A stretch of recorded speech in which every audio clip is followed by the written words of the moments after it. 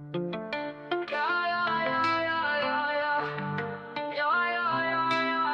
wake up to the same old fight, chasing shadows in the night.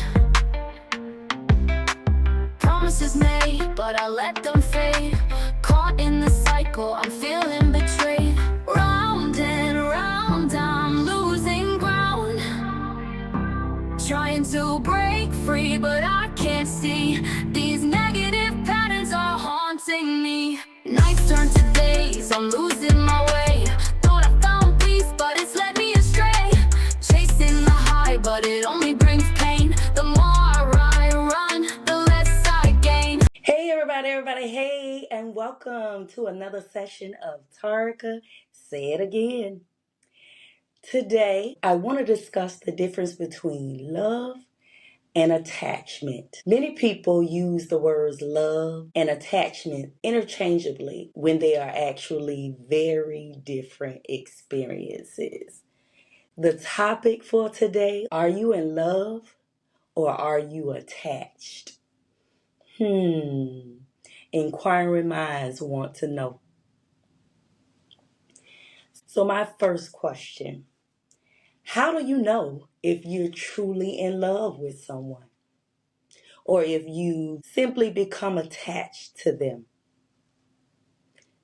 Because we know loving somebody is different from being in love with somebody. You hear people say all the time, I love her or I love him, but I'm not in love with them. So that's something to think about. Many relationships continue not because of love, but because of familiarity. We've talked about that before. Because of fear of being alone. Shared history. You've been with a person so long that you don't want to start over. Financial dependence. That's familiar. Yes, can't really afford to be independent. So you choose to just endure whatever situation you have going on in the household to be able to afford the lifestyle that you're living. Comfort, routine, that routine nature, or emotional dependency. I'm going to break it down for you so we can make sure we know the difference between love and attachment. When we look up love or definition of love, love is wanting the best for someone while maintaining your own identity. I'll say just genuine care for another person's well-being, no matter if y'all together or not. Now, scientifically, romantic love originates in the brain. It is driven by neurotransmitters like dopamine. And we've talked about and you've heard dopamines, how it makes you feel on the inside. Fluttering those butterflies. And of course, it deals with your hormones. That's why a person can snap just like that. So it can be positive or negative. Triggers. Yes, triggers of those feelings. One may say euphoria or the reward and the attachment. Now, I read from a psychologist and it comes from Very Well Mind, and that's one of the citations I actually have in my book, Addictive Patterns, where I cited from Very Well Mind. And they break down love into key components that define how we connect. So when we talk about attachment, that's the deep desire to be near someone, feeling comfort in their presence.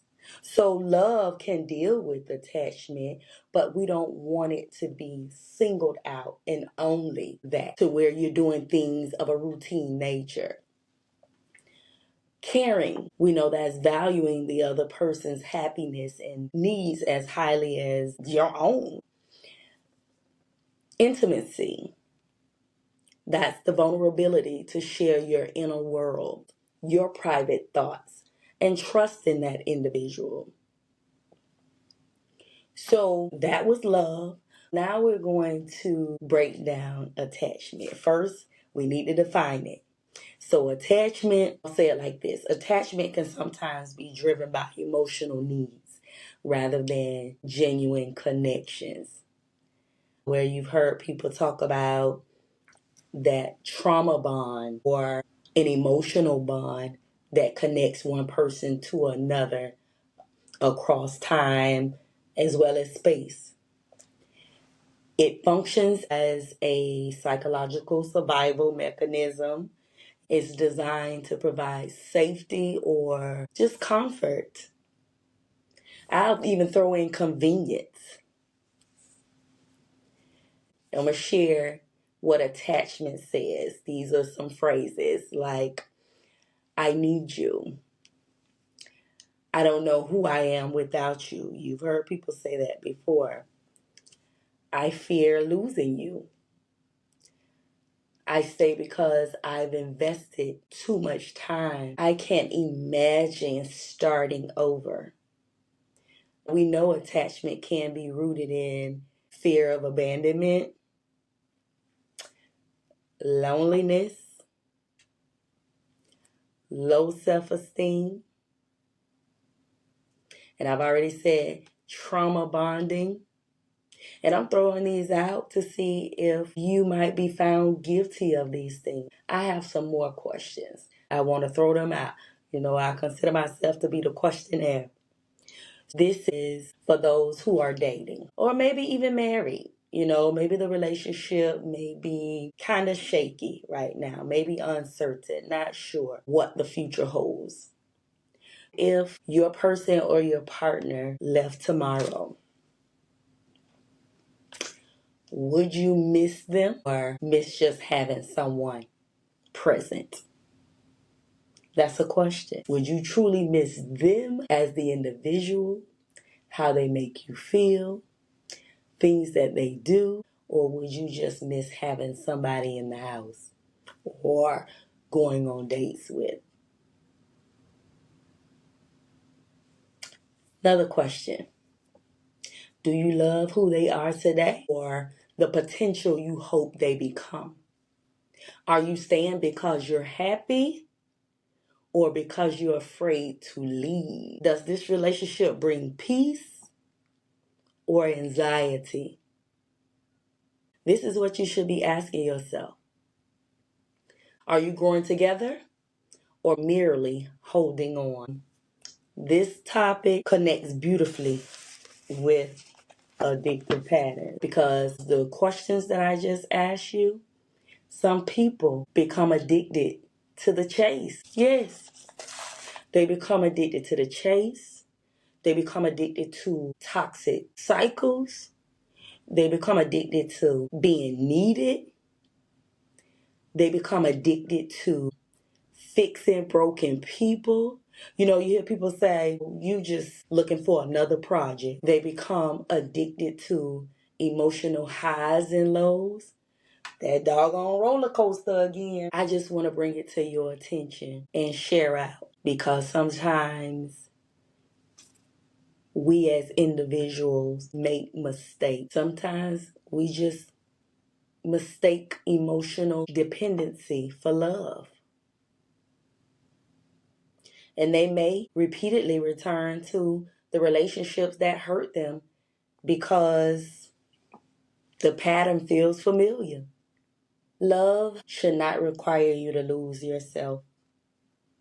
If you have to abandon your peace, your values, your identity to keep someone, you may be dealing with attachment rather than love. Food for thought. So at the end of the day, we've heard it before. Love is a verb. It's an action. It involves active listening. Not you always talk, running the show, being the driver. It's mutual respect. Let's reciprocate this. Not one-sided. And emotional availability. Being available when your partner needs you as well. Early on, I shared with you what attachment looked like or what it says. So now, let me share with you what love says.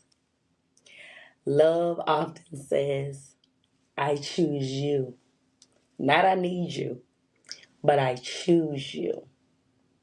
Love says, I respect your individuality.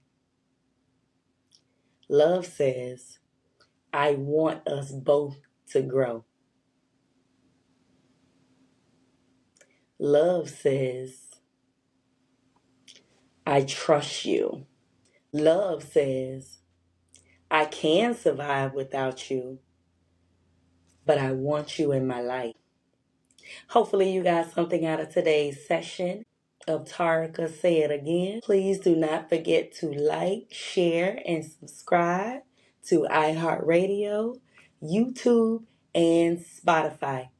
Have a good one.